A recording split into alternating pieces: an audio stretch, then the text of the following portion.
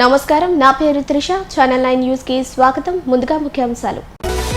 DCCB chairman గా మెట్టుకూరు ధనంజయ రెడ్డి. ఏ హామీని నెరవేర్చని కూటమి చంద్రశేఖర్ రెడ్డి. అరుణపై పోలీసులు చర్యలు తీసుకోవాలి. లాయర్ రాజారావు. మంత్రి ఆనం ఇంట మెట్టుకూరి సంబరాలు. అక్రమంగా గంజాయి స్మగ్లింగ్ చేస్తూ రౌడీ మూకలను వెంట పెట్టుకుని స్థానికులపై దాడి చేయడం, హత్యాయత్నాలు చేస్తూ దారుణ ఘటనలకు పాల్పడుతున్న మహిళా రౌడీ షీటర్ నిడిగుంట అరుణపై పోలీసులు వెంటనే చర్యలు తీసుకోవాలి అంటూ విజయవాడ గాంధీనగర్ ప్రెస్ క్లబ్లో మీడియా సమావేశంలో హైకోర్టు లాయర్ పేటేటి రాజారావు మాట్లాడారు. ఈ సందర్భంగా ఆయన మాట్లాడుతూ నెల్లూరు జిల్లా కోవూరు మండలం పడుగుపాడులోని సాయి ఎన్క్లేవ్ అపార్ట్మెంట్లో నివాసం ఉంటున్న రౌడీ షీటర్ నిడిగుంట అరుణ చేస్తున్న అరాచకాలపై పోలీసులు వెంటనే విచారణ చేయాలని, గంజాయి స్మగ్లింగ్ చేస్తూ రౌడీ మూకలను వెంటబెట్టుకుని ఎన్నో అరాచకాలు నేరాలు చేస్తూ కోవూరు పోలీస్ స్టేషన్తో పాటు పలు పోలీస్ స్టేషన్లలో కేసులు ఉన్న నిడిగుంట అరుణ అర్ధరాత్రులు నెంబర్ ప్లేట్ లేని కార్లలో రౌడీ మూకలను వెంటబెట్టుకుని తిరుగుతూ ఉండడం వల్ల స్థానికంగా ఉన్న ప్రజలు భయభ్రాంతులకు గురవుతున్నారని, అపార్ట్మెంట్ వద్ద సీసీ కెమెరాలు, ఈమె ఫోన్ నెంబర్ యొక్క డేటా చూస్తే పోలీసులకు పూర్తి వివరాలు సాక్ష్యాలతో సహా లభిస్తాయని ఆయన పేర్కొన్నారు. ఆమె ఫోన్ రికార్డులు పరిశీలిస్తే చాలా మందికి కూడా న్యాయం జరుగుతుంది. అందువల్ల సొసైటీని ఈమె బస్టు పెట్టిస్తుంది. ఇమ్మీడియట్లీ ఈమెని జైల్లో పెట్టి చట్టపరంగా విచారణ జరిపి న్యాయం చేయాలని కూడా ప్రార్థిస్తున్నాను. నేను హైకోర్టు న్యాయవాదిగా పనిచేస్తున్నాను. పేటేటి రాజారావు. ఉన్నాయి సార్, ఆ మీద నేర కేసులు ఉన్నాయి, రౌడీ షీట్లు ఉన్నాయి, అన్నీ ఉన్నాయి సార్. పెట్టాను సార్. రాజారావు, పేటేటి రాజారావు అక్కడ పెట్టాము. ఆల్రెడీ ఇక్కడ ఏంటంటే ఏది కూడా న్యాయం జరగలేదు కాబట్టి మన చట్టపరంగా కాబట్టి ఈ విధంగా కూడా జరిగితే తొందరగా మనకి సొసైటీ బస్సు పట్టకుండా న్యాయం జరగాలని మేము కోరుతున్నాం. చెప్పారు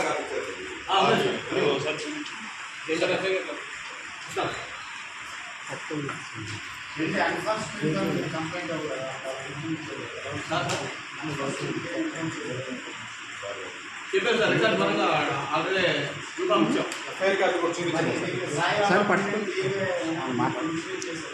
అవును సార్, కోవూరు ఈమెపై పలు పోలీస్ స్టేషన్లో కూడా క్రిమినల్ కేసులు ఉన్నాయి. ఈమెకి నేర చరిత్ర కలిగి ఉంది.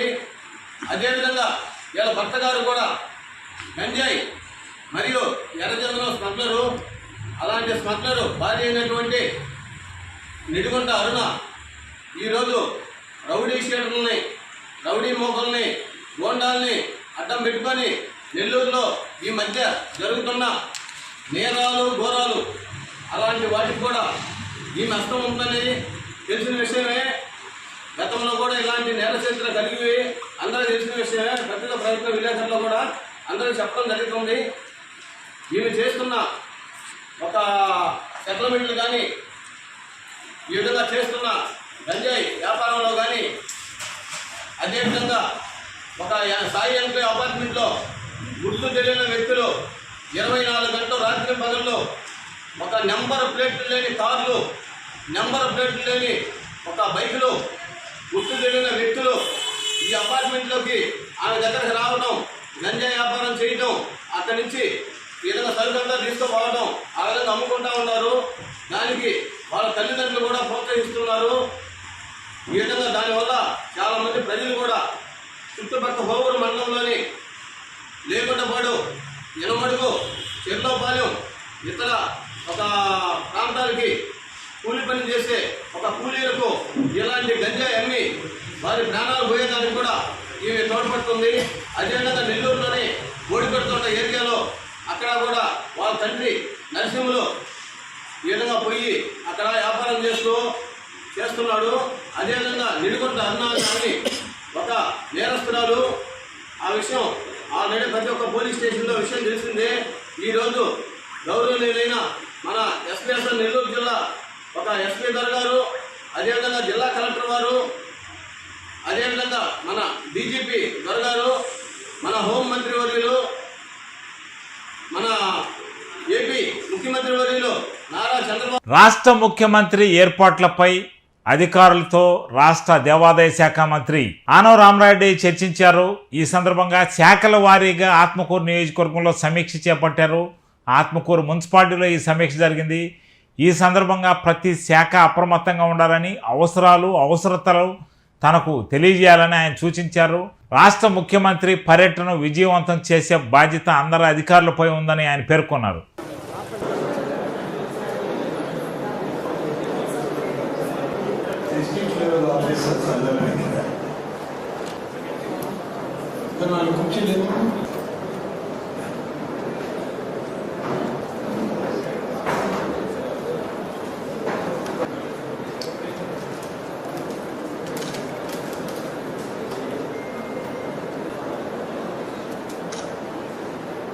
సమావేశానికి హాజరైనటువంటి జిల్లా స్థాయి అధికారులు, వివిధ శాఖలకు సంబంధించినటువంటి అధికారులు, అలాగే డివిజన్ స్థాయి అధికారులు, మండల స్థాయి అధికారులు, మున్సిపల్ ప్రజాప్రతినిధులు, అధికారులు, మీడియా మిత్రులకు అందరికి కూడా ప్రత్యేకమైన ధన్యవాదాలు తెలియజేస్తున్నాను. రాబోయే 1వ తారీఖున మన ఆత్మకూరు ప్రాంతానికి ఆంధ్రప్రదేశ్ రాష్ట్ర ముఖ్యమంత్రిగా శ్రీ చంద్రబాబు నాయుడు గారు రాబోతున్నారనే సమాచారం మీ అందరికీ కూడా తెలుసు. ఇప్పటికే కలెక్టర్ గారు వారి సందేశం, వారితో ఇంటరాక్షన్ మీ అందరికీ కూడా ఉంటుంది. ఈ మే డే రోజు ఇక్కడికి వస్తున్న సందర్భంలో సీఎం గారి కార్యక్రమం అంతా కూడా చిన్న చిన్న మార్పులతో కొంత రీషెడ్యూల్ అయింది. ఒకవేళ ఇంకేదైనా మార్పు ఉంటే మళ్ళీ కూడా మనకి సమాచారం అందించడం. ఈరోజు మనం అందరం ఇక్కడ సమావేశమైంది అన్ని శాఖల అధికారులు, జిల్లా స్థాయి, రెండవది ఆత్మకూరు నియోజకవర్గ స్థాయి. మీ డిపార్ట్మెంట్ నోట్స్ తయారు చేసి రెడీగా ఉంటాం. ఏ డిపార్ట్మెంట్ అయినా రివ్యూ చేసే అవకాశం ఉంది. ఏ డిపార్ట్మెంట్ ఆఫీసర్స్ అయినా ఆయన రివ్యూలో పిలిచి మాట్లాడే అవకాశం. ఎందుకు పర్టికులర్గా అన్ని శాఖలు చేయాలంటే ఆ రోజు కార్యక్రమంలో సీఎం గారికి సమయం ఉంటుంది. 2 కార్యక్రమాలు, ప్రధానమైన కార్యక్రమాలు ముఖ్యమంత్రి గారు. ఇప్పటికీ మనకు వచ్చిన సమాచారంలో మొదటిది హెలిప్యాడ్ దగ్గర ల్యాండ్ అయిన మొదలు నేరుగా ఎంఎస్ఎంఈ పార్క్కి వెళ్తారు. ఎంఎస్ఎంఈ పార్క్ అంతా కూడా ఒకసారి బై రోడ్డే ఆయన చూడటం, అక్కడనే దాదాపు రాష్ట్రంలో 45 నుంచి 50 ఎంఎస్ఎంఈ పార్కుల్ని మన ఆత్మకూరు నుంచే ప్రారంభించడం జరుగుతుంది. వర్చువల్గా గ్రౌండ్ రియాలిటీలో మన దగ్గర ఉన్న రాష్ట్రంలో దాదాపుగా 50 నియోజకవర్గాల్లో ఈ ఎంఎస్ఎంఈ పార్కులు ఇక్కడి నుంచి ఇనాగ్రేట్ చేయాలనేది ఇప్పటివరకు మనకు ఉన్నటువంటి ప్రోగ్రాం. ఆయా ప్రాంతాల్లో, ఆయా నియోజకవర్గాల్లో, ఆ జిల్లాల్లో అధికారులు ఆ ప్రోగ్రాంని ప్లాన్ చేసుకుంటూ ఉంటారు. ముఖ్యమంత్రి గారితో మనకు వచ్చేటువంటి అతిథులు, ముఖ్యంగా ముఖ్యమంత్రి గారికి కార్యాలయంలోని స్పెషల్ సిఎస్లు, ప్రిన్సిపల్ సెక్రటరీలు వస్తారు. ఇండస్ట్రీస్, ఎంఎస్ఎంఈ పార్కులకు సంబంధించిన 2 మంత్రులు ఉన్నారు. 2 మంత్రులు కూడా ముఖ్య అతిథులుగా ముఖ్యమంత్రి గారితో పాల్గొనే అవకాశం ఉంది. అలాగే మనకు ఉన్నటువంటి ప్రోగ్రామ్ ఏదైతే నడుస్తుందో ఆన్గోయింగ్, లేకుంటే గవర్నమెంట్ నుంచి ఏం గైడ్ లైన్స్ వచ్చినాయో దాన్ని బేస్ చేసుకొని నేను ఒక డిస్ట్రిక్ట్ నోట్స్, తర్వాత పర్టికులర్గా ఆత్మకూరు కాన్స్టెన్సీ లెవెల్, అది అర్బన్ మున్సిపాలిటీ కావచ్చు, 6 రూరల్ మండలాలు కావచ్చు, వీటన్నింటిలో ఉన్నటువంటి పూర్తి నివేదికల్ని తయారు చేయండి, మీ దగ్గర ఉంచుకోండి. 30th ఈవినింగ్ అంతా ఒక కాపీ మా ఆఫీస్కి కూడా మీరు అలాగే వీటన్నిటితోటి ఎక్కడ ఉంటుంది అనేటువంటిది ఇప్పుడు మాత్రం డిసైడ్ అయింది.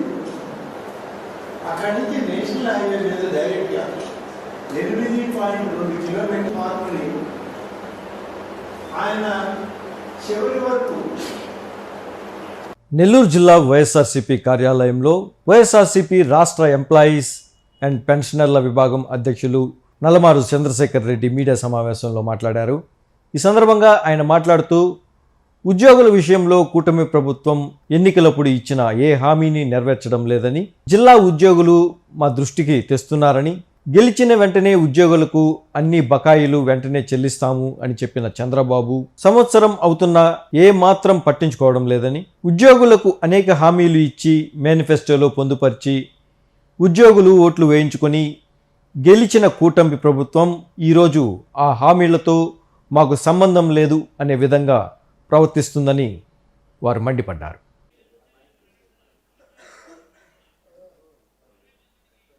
YSRCP employees and pensioners wing state ప్రెసిడెంట్ని. మరి నాతో పాటు నెల్లూరు జిల్లాకు సంబంధించి వివిధ constituency YSRCP employees and pensioners wing అధ్యక్షులు కూడా ఉన్నారు. మరి ముఖ్యంగా ఈనాడు ఎక్కడికి వెళ్ళినా, రాష్ట్రంలో ఏ జిల్లాకు వెళ్ళినా కూడా ఉద్యోగస్తులు మా పరిస్థితి ఏంటి, మాకు రావాల్సినటువంటి బకాయిలు కానీ, మరి ఈనాడు ఉన్నటువంటి టీడీపీ కూటమి ప్రభుత్వం ఇచ్చినటువంటి హామీలు ఎన్నికల సమయంలో ఏది కూడా చేయట్లేదు అనేటువంటి విషయాన్ని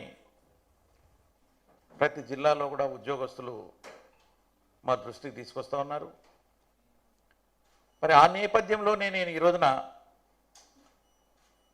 ఈ జిల్లా నెల్లూరు జిల్లాకు వచ్చాను. మార్నింగ్ నుండి కూడా చాలామంది ఉద్యోగస్తులు, పెన్షనర్సు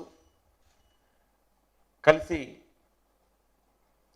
మరి ఉద్యోగస్తులకు రావాల్సినటువంటి రాయితీలు కానీ, ఈ ప్రభుత్వం ఇచ్చినటువంటి హామీలు ఏ ఒక్కటి కూడా నెరవేర్చట్లేదు అని చెప్పి వాళ్ళు దాన్ని వచ్చే విధంగా ఏదైనా చేయండి అనేటువంటి విషయాన్ని మరి చెప్పడం జరుగుతూ ఉంది. మరి ముఖ్యంగా ఈనాడు ఉన్నటువంటి టీడీపీ కూటమి ప్రభుత్వం ఎన్నికల సమయంలో ఉద్యోగులకు సంబంధించి, అదేవిధంగా పెన్షనర్స్కు సంబంధించి కూడా మరి హామీలు ఇవ్వడం. హామీలు అంటే not only in the meetings,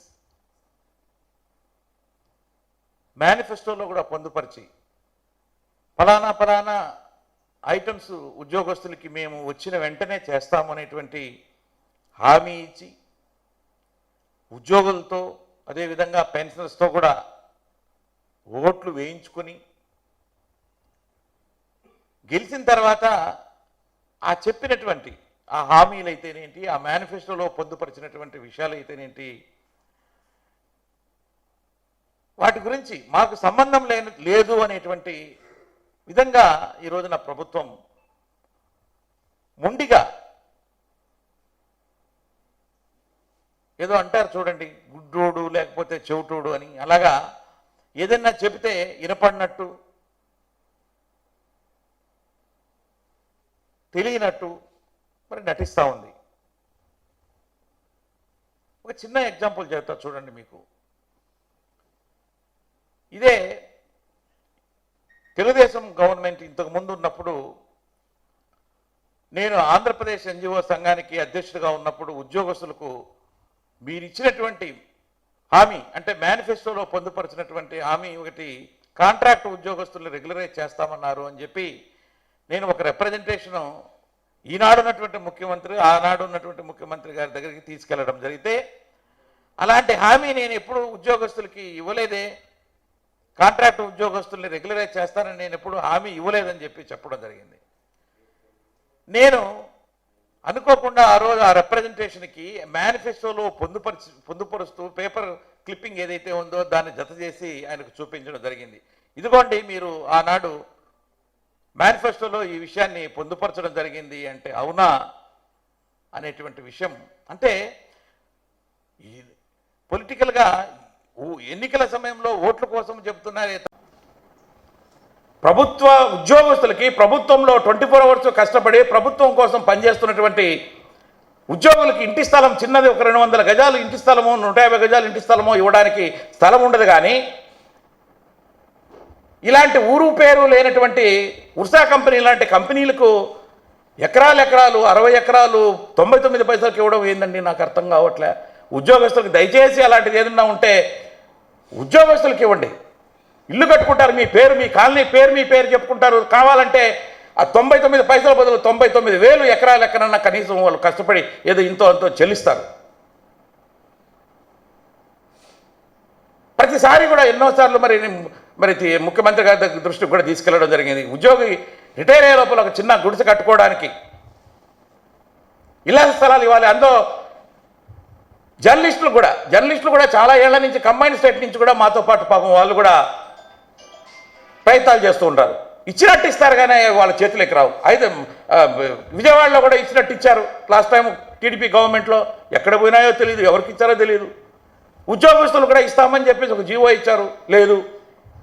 GO రూపకంగా జీవోలు ఉంటాయి కానీ అవి ఎక్కడ ఇక్కడ నిన్నటి మాత్రం ఉషా కంపెనీ అనే దానికి మాత్రం ఇమీడియట్గా క్యాబినెట్లో పెట్టారు. వితిన్ 2 months లోపల ఆ కంపెనీ పుట్టలేదు, పెరగలేదు. దానికి మాత్రం 60 ఎకరాలు ఇచ్చారంటే ఉద్యోగస్తులంతా కూడా చాలా బాధపడుతున్నారు. ప్రభుత్వంలో ఉద్యోగులు కష్టపడి పనిచేస్తుంటే వాళ్ళకు చిన్న ఇంటి స్థలాలకి ఇవ్వకుండా ఇలా చేయడాన్ని మాత్రం తీవ్రంగా ఈ రోజున ఉద్యోగ వ్యవస్థ అంతా కూడా వ్యతిరేకిస్తుంది అని చెప్పేసి కూడా నేను ఈ సందర్భంగా తెలియజేస్తా ఉన్నాను. దాంతోపాటు మరి పెన్షనర్స్కి కానీ ఉద్యోగస్తులకు కానీ ఏ ఒక్కటి కూడా చెప్పినటువంటి హామీలు ఇంతవరకు కూడా నెరవేర్చలేదు. దాదాపు సంవత్సరంగా వస్తూ ఉంది, 11 నెలలు దాటిపోయింది. ఎక్కడ వేసినటువంటి గొంగడు అక్కడే ఉంది. అసలు చెప్పిన హామీలు కానీ రావాల్సినటువంటి డిఏలు, పర్టికులర్గా 3 డిఏలు, 1/1/2024 నుంచి ఒక కిస్తు డిఏ, 1/7/2024 నుంచి ఇంకొకటి, 1/1/2025 నుంచి ఒకటి, 3 డిఏలు పెండింగ్ ఉన్నాయి. దాన్ని ఊసేలేదు. ప్రతిసారి క్యాబినెట్ జరిగినప్పుడు ఎదురు చూస్తూ ఉన్నారు అందరూ టీవీలు కతుక్కొని. ఎందుకంటే ఒక డిఏ అన్నా రిలీజ్ చేస్తారేమో, ఐఆర్ అనౌన్స్ చేస్తారేమో, పిఆర్సీ అపాయింట్ చేస్తారేమో, మనకు రావాల్సినటువంటి అరియర్స్ ఏదన్నా ఇస్తారేమో అనేటువంటి ఉద్యోగస్తులు ఎదురు చూపులే తప్ప అందరూ నిరాశతో ఉన్నారు అని చెప్పేసి కూడా నేను ఈ సందర్భంగా తెలియజేస్తున్నాను. అంతేకాదు ఉద్యోగస్తుల్ని గ్రామ సచివాలయ వ్యవస్థ అనేది వచ్చింది. గ్రామాల లెవెల్లో సచివాలయాలు, అదేవిధంగా వార్డు లెవెల్లో సచివాలయాలు ఇలా పెడితే ప్రజలకి తమ వద్దకు పాలన వాళ్ళకి అందుబాటులో ఉండే విధంగా ఏదైతే వెల్ఫేర్ స్కీమ్స్ ఉన్నాయో ఆ స్కీమ్స్ అన్నీ కూడా వాళ్ళ గడప వద్దకు చేరే విధంగా దేశంలో ఎక్కడా లేనటువంటి విధంగా మరి జగన్మోహన్ రెడ్డి గారు ఆ యొక్క స్కీమును తీసుకొస్తే దాన్ని కూడా నానా ముక్కలుగా చేశారండి. ఈరోజు నా చూస్తూ ఉంటే రేషనలైజేషన్ అంట. ఆ రేషనలైజేషన్లో ముఖ్యంగా రేషనలైజేషన్ అంటే ఏదో మంచిగా దాన్ని సిస్టమేటిక్గా చేస్తే పర్వాలా, దాంట్లో ఉండేటువంటి వేకెన్సీస్ అన్నీ మీద కూర్చుకొని అబాలి చేయడం వలన నిరుద్యోగులకు నోరు కొట్టడం తప్ప వేరేది కనపడతలా దాంట్లో నాకైతే. దాదాపు 40,000 ఉద్యోగాలు పోతున్నాయి రేషనలైజేషన్ వల్ల. ఉద్యోగాలు సృష్టించాలి కానీ సంపద సృష్టిస్తామన్నారు, ఈనాడు ఉన్నటువంటి ముఖ్యమంత్రి గారు ఏం సంపద సృష్టిస్తున్నారో మరి తెలియట్లా, కానీ ఉద్యోగాలు సృష్టించాలి, కొత్త ఆర్గనైజేషన్స్ పెట్టి లేకపోతే కొత్త వేకెన్సీస్ అన్నీ కూడా ఫిలప్ చేసి నిరుద్యోగులకి ఉద్యోగాలు కల్పించాలి, కానీ ఉన్నటువంటి ఉద్యోగాలు ఊడగొట్టాలనే ఉద్దేశంగా 34,000 ఉద్యోగాలు ఏవైతే గ్రామ వార్డు సచివాలయాల్లో ఉన్నాయో ఒక 34,000, 6,000 ఏమో రైతు భరోసా కేంద్రాల్లో ఉన్నటువంటి ఒక 6,000, దాదాపు 40,000 ఉద్యోగాలను ఈరోజు అబాలిష్ చేస్తూ ఉన్నారు. అంతేకాదు ఉన్నటువంటి 1,10,000 ఉద్యోగుల్లో కూడా ఎక్కువగా ఉన్నారని చెప్పేసి వాళ్ళని కూడా తీసుకుపోయి ఎక్కడెక్కడో వేరే శాఖల్లో అడ్జస్ట్ చేసి వాళ్ళ యొక్క ఎక్స్పీరియన్స్తో ఏదైతే ఉందో ఆ ఎక్స్పీరియన్స్ అంతా జీరో అయిపోతుంది. ఈ రోజున ఒక శాఖలో 6 ఏళ్ళు పనిచేసిన తర్వాత ఒక ఉద్యోగి ఇంకొక శాఖ చూడమంటున్నారు. ఈ రోజున ఆ శాఖలో అతను పనిచేసినటువంటి ఎక్స్పీరియన్స్ అంతా కూడా వృధా అయిపోయింది. దీనికి ఆ ఉద్యోగుల్లో కూడా గందరగోళం నెలకొంది. అది కూడా ఏంటంటే జగన్మోహన్ రెడ్డి గారు తీసుకొచ్చారా వ్యవస్థ, దాన్ని మంచిగా పనిచేయించడం ఏంది, దాన్ని ఏదో విధంగా నాశనం చేయాలనేటువంటి కంకణం కట్టుకున్నట్టు పనిచేస్తున్నట్టుగా ఉన్నది ఈ యొక్క గవర్నమెంట్ పద్ధతి చూస్తూ ఉంటే. ప్రజలకు మంచి జరుగుతుందా లేదా చూడాలి. విలేజ్ లెవెల్లో వాళ్ళు ఏ విధంగా ఇంతకుముందు ఈ రాష్ట్రం కోసం కష్టపడ్డారు, ఏ విధంగా పనిచేస్తున్నారు అనేది కూడా చూడాలి. ఇవన్నీ కూడా చూడకుండా మరి ఇష్టానుసారంగా ఈ విధంగా చేయడాన్ని ఈ రోజునటువంటి ఉద్యోగులంతా కూడా రాష్ట్రంలో ఉద్యోగులు కానీ పెన్షనర్లు కానీ అదను కోసం ఎదురు చూస్తున్నారు. తప్పకుండా ఈ కూటమి ప్రభుత్వానికి ఈ ఉద్యోగ వ్యవస్థ అంతా కూడా మరి తగిన బుద్ధి చెబుతుంది. టైం కోసం ఎదురు చూస్తున్నారు. ఖచ్చితంగా రాబోయే ఎలక్షన్స్లో ఎప్పుడు జరిగినా ఎన్నికలు తిరిగి మళ్ళా జగన్మోహన్ రెడ్డి ముఖ్యమంత్రి అవుతారు, తప్పకుండా వైఎస్ఆర్సీపీ విజయదుందుకు మోగించుతారని చెప్పేసి కూడా నేను ఈ సందర్భంగా ఉద్యోగస్తులకి పెన్షనర్లకి అందరికీ కూడా తెలియజేస్తా ఉన్నా.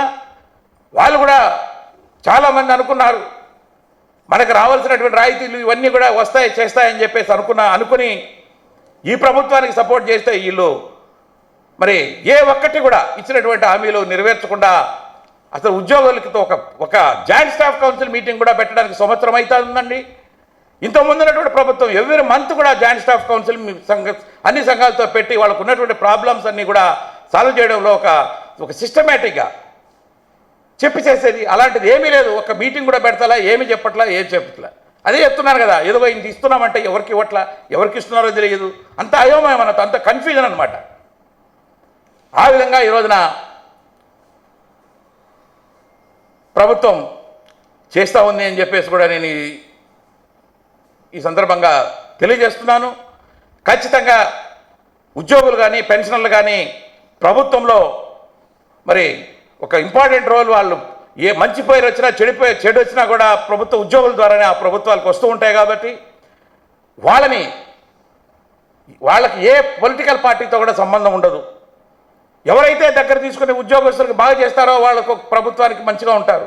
అయితే ఈరోజు చూస్తున్నాం ప్రభుత్వం కట్టుకొని ఇంతకుముందు బాగా పనిచేసి ఇంతకుముందు గవర్నమెంట్లో మంచి పేరు తెచ్చుకొని మంచిగా పనిచేసిన వాళ్ళంతా కూడా ఈ ప్రభుత్వానికి చెడుగా భావిస్తూ వాళ్ళ నానా రకాల కేసుల్లో ఇరికిస్తూ వాళ్ళని చూస్తూ ఉన్నాం. ఈ మధ్యన ఐపీఎస్ ఆఫీసర్స్ని కానీ కొంతమంది అధికారులు కానీ ఎక్కడా లేని విధంగా ఈవెన్ సెక్రటరియట్లో కూడా ఒక హయ్యర్ లెవెల్లో ఉన్నటువంటి జాయింట్ సెక్రటరీ, అడిషనల్ సెక్రటరీ క్యాడర్లో వాళ్ళని కూడా పక్కన పెట్టడం, పోలీస్ అధికారులని జైళ్లలో పెట్టడం, పోలీసు అధికారులు డీజీపీ క్యాడర్లో ఉన్నటువంటి అధికారులను ఏదో వంకతో వాళ్ళని కించపరిచే విధంగా, అవమానపరిచే విధంగా కేసులు బనాయించి వాళ్ళని జైల్లో పెట్టడం మూలాన ఉద్యోగ వ్యవస్థలో అంతా కూడా ఒక సంచలనం వస్తూ ఉంది. తెలియట్లేదేమో ప్రభుత్వానికి. ఈ రోజున ఉద్యోగ వ్యవస్థ అంతా కూడా ఎప్పటికైనా ఒకటే, అన్ని శాఖలు ఏకమైతాయి. పోలీసు వ్యవస్థ కూడా ఈ రోజున తెలుస్తూ ఉంది, వాళ్ళకు కావాలని పోలీసు వాళ్ళ ద్వారానే పోలీసు ఆఫీసర్స్ మీద కేసులు పెట్టి వాళ్ళందరినీ జైళ్ళలో పెట్టి మానసికంగా వాళ్ళ మీద ఇబ్బందులు కలుగు చేస్తూ ఉన్నారు. బలవంతంగా గవర్నమెంట్ ప్రభుత్వం చేయిస్తుంది కాబట్టి విధేయ పరిస్థితుల్లో పోలీసు అధికారులు కూడా ఆ కేసులు బనాయించి ప్రభుత్వం ఒత్తిడి వల్ల చేస్తున్నారే తప్ప వాళ్ళు ఇష్టపూర్వకంగా ఎక్కడా చేయట్లేదు. తప్పకుండా మరి ఇవన్నీ కూడా మరి ఎవరైనా కానీ అధికారులు మరి ఆ కేసులు పెట్టించుకున్న వాళ్ళు కానీ పెట్టేవాళ్ళు కానీ అంతా కూడా ఒకే కుటుంబానికి చెందినటువంటి ఉద్యోగ వ్యవస్థలో ఉన్నారు కాబట్టి వాళ్ళంతా కూడా ఒకటిగా ఉన్నారు. అది గ్రహించాలి. అది అందరూ కూడా ఏకమైన నాడు ప్రభుత్వానికి చాలా ఇబ్బంది పడతారు అని చెప్పేసి కూడా నేను ఈ సందర్భంగా తెలియజేస్తూ, ఏదైతే ఉద్యోగులు వాళ్ళ యొక్క రూల్స్ అండ్ ఒక సిస్టమేటిక్గా రూల్ అండ్ రెగ్యులేషన్స్ ప్రకారంగా వాళ్ళు పనిచేస్తారే తప్ప మీ ఇష్టానుసారము ఈ రోజున పోతా ఉన్నారు. అది పద్ధతి కాదు. ఈ రోజు మీరు ఉండొచ్చు కానీ ఎప్పుడు శాశ్వతం కాదు. రాబోయే రోజుల్లో ఖచ్చితంగా మళ్ళా జగన్మోహన్ రెడ్డి గారు వస్తారు. ఇలా ప్రభుత్వాలు మారుతూ ఉంటాయి. ఎవరు కూడా శాశ్వతం కాదు. ప్రభుత్వం ఉన్నప్పుడు ఉద్యోగ వ్యవస్థతో మీరు తప్పులు చేయిస్తున్నారు. అది మాత్రం మానుకొని ఉద్యోగాలు సిస్టమేటిక్గా స్వతంత్రంగా పనిచేసే విధంగా మీరు చేయాలి. అప్పుడే అడ్మినిస్ట్రేషన్ బాగుంటుంది, ప్రభుత్వానికి కూడా మంచి పేరు వస్తుందని చెప్పేసి కూడా తెలియజేస్తా ఉన్నాను. నెల్లూరు సెంట్రల్ బ్యాంక్ చైర్మన్గా మెట్టుకూరు ధనంజయ రెడ్డిని నియమిస్తూ రాష్ట్ర ప్రభుత్వం ఆదేశాలు జారీ చేసింది. రాష్ట్ర వ్యాప్తంగా డీసీసీబీ చైర్మన్ పోస్టులను భర్తీ చేస్తున్న సమయంలో టీడీపీకి ఈ ఎన్నికల్లో పూర్తిగా అంకితభావంతో పనిచేసి ఆత్మకూరు నియోజకవర్గంలో మంత్రి ఆనవ రామనాయుడు గెలుపుతో పాటు వెంకటగిరిలో కురుగొండ రామకృష్ణ, ఉదయగిరిలో కాకర్ల సురేష్ గెలుపుకు ప్రయత్నించిన మెట్టుకూరుకు ఈ అవకాశం దక్కింది. ఈ నేపథ్యంలో గతంలో ఆయన డీసీసీబీ చైర్మన్గా పనిచేశారు. గతంలో ఆనం మంత్రిగా ఉన్న సమయంలోనే ఆయన డీసీసీబీ చైర్మన్గా ఉన్నారు. కాంగ్రెస్ ప్రభుత్వంలో ఒకసారి ఆయన డీసీసీబీ చైర్మన్గా పనిచేశారు. మరోసారి టీడీపీ ప్రభుత్వంలో ఆయనకి ఈ అదృష్టం వరించింది.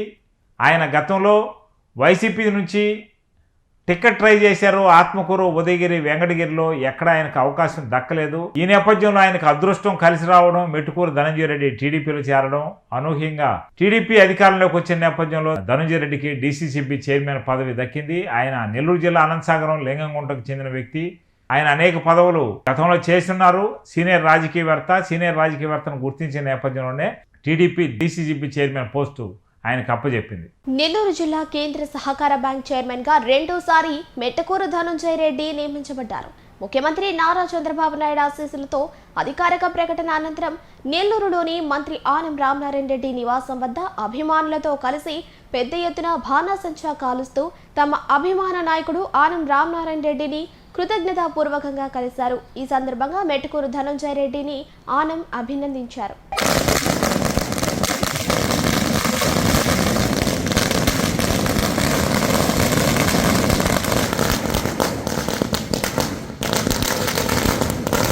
నెల్లూరు జిల్లా కేంద్ర సహకార బ్యాంక్ చైర్మన్ గా రెండోసారి మెట్టకూరు ధనంజయ రెడ్డి నియమించబడ్డారు. ముఖ్యమంత్రి నారా చంద్రబాబు నాయుడు ఆశీస్సులతో అధికారిక ప్రకటన అనంతరం నెల్లూరులోని మంత్రి ఆనం రామనారాయణ రెడ్డి నివాసం వద్ద అభిమానులతో కలిసి పెద్ద ఎత్తున బాణాసంచా కాలుస్తూ తమ అభిమాన నాయకుడు ఆనం రామనారాయణ రెడ్డిని కృతజ్ఞతాపూర్వకంగా కలిశారు. ఈ సందర్భంగా మెట్టకూరు ధనంజయ రెడ్డిని ఆనం అభినందించారు.